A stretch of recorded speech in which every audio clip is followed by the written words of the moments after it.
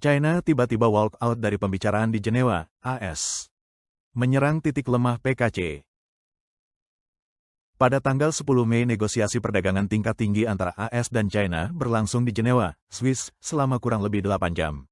Selama pembicaraan, delegasi China tiba-tiba keluar di tengah pertemuan tanpa memberikan penjelasan apapun. Menurut laporan dari Sound of Hope, sebelumnya pada hari itu, Menteri Keuangan AS. Besen dan perwakilan dagang AS Greer bertemu dengan delegasi China di kediaman Duta Besar Swiss untuk PBB.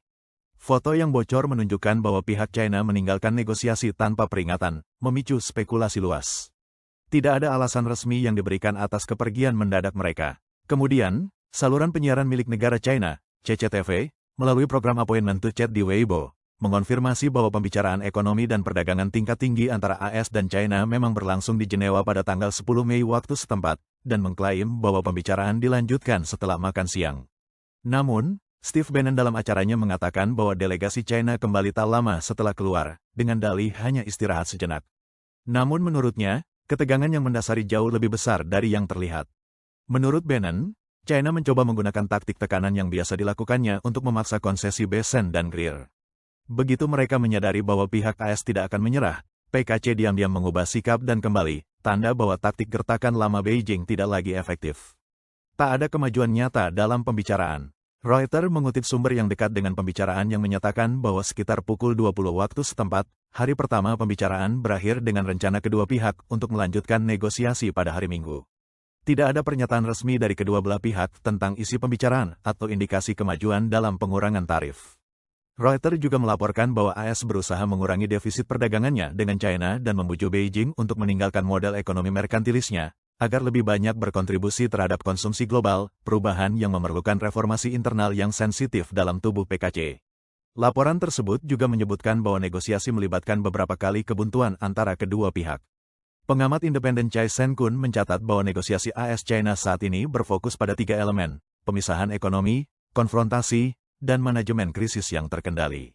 Sementara itu, di dalam negeri China, pembersihan militer dan partai terus berlanjut, dan belum ada tanggal yang diumumkan untuk sesi pleno keempat Komite Sentral ke-20. Chai berpendapat bahwa bahkan Wakil Perdana Menteri He Lifeng mungkin tidak tahu apakah Xi Jinping berniat menyerah atau melawan. Seperti dalam masa jabatan Trump sebelumnya, Liu He juga tidak diberitahu tentang niat Xi yang sebenarnya. Dalam atmosfer politik seperti itu, mencapai kesepakatan perdagangan baru dengan AS hampir mustahil.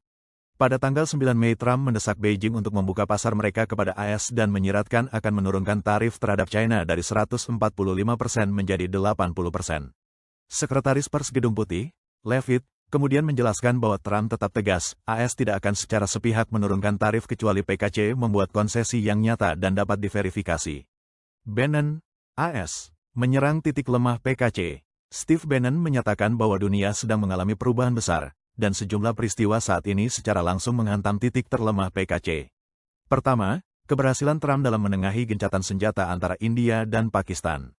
Pakistan, sekutu jangka panjang dalam strategi Asia Selatan Beijing, tiba-tiba menghentikan ketegangan, menandakan bahwa kemampuan PKC untuk memanipulasi konflik regional semakin melemah. Kedua, Trump bersiap mengumumkan solusi dua negara baru untuk Timur Tengah yang mengecualikan Hamas dan mengusulkan negara Palestina tanpa Hamas, tantangan langsung terhadap jaringan proksi ekstremis yang didukung PKC.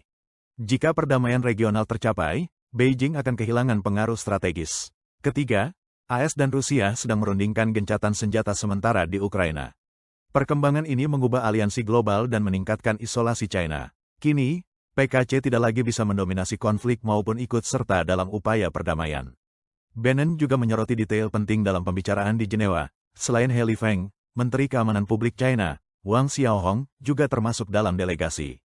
Pada akhir April, AS mengirim surat kepada Kementerian Keamanan Publik China, Kementerian Luar Negeri, dan Kementerian Perdagangan, menuntut agar mereka menerbitkan pernyataan tentang penegakan hukum terhadap fentanyl sebagai berita utama di People's Daily, serta menginstruksikan anggota partai melalui saluran internal untuk meningkatkan kesadaran dan kontrol terhadap 4 senyawa kimia utama, termasuk fentanyl.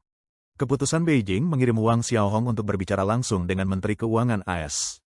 Besen menimbulkan pertanyaan, akankah PKC mematuhi tuntutan ini? Pada tanggal 8 Mei Senator Rick Scott menyatakan bahwa PKC secara sadar membunuh warga Amerika dengan fentanyl dan tidak pernah menghormati kesepakatan dagang, menyebut para pemimpinnya sebagai pembohong yang menghancurkan cara hidup kita. Ia bertanya, Mengapa kita masih membeli produk mereka, dan mendesak AS untuk tidak lagi menanggapi seruan mereka kecuali mereka memenuhi janji yang dapat diverifikasi. Penasihat senior Gedung Putih, Peter Navarro, menekankan bahwa putaran pembicaraan kali ini bukan soal angka tarif. Angka 80% bukanlah tuntutan utama AS. Tujuan sebenarnya adalah menghapus hambatan non-tarif, termasuk subsidi PKC, ketertutupan informasi, kebijakan PPN, dan manipulasi mata uang. Menurut akun ekonomi Finance Truth di platform X, meminta transparansi penuh dari PKC berarti mengizinkan Google, Facebook, dan YouTube beroperasi bebas di China. Hal ini, kata akun tersebut, mengancam kelangsungan hidup PKC. Oleh karena itu, negosiasi ini ditakdirkan untuk gagal.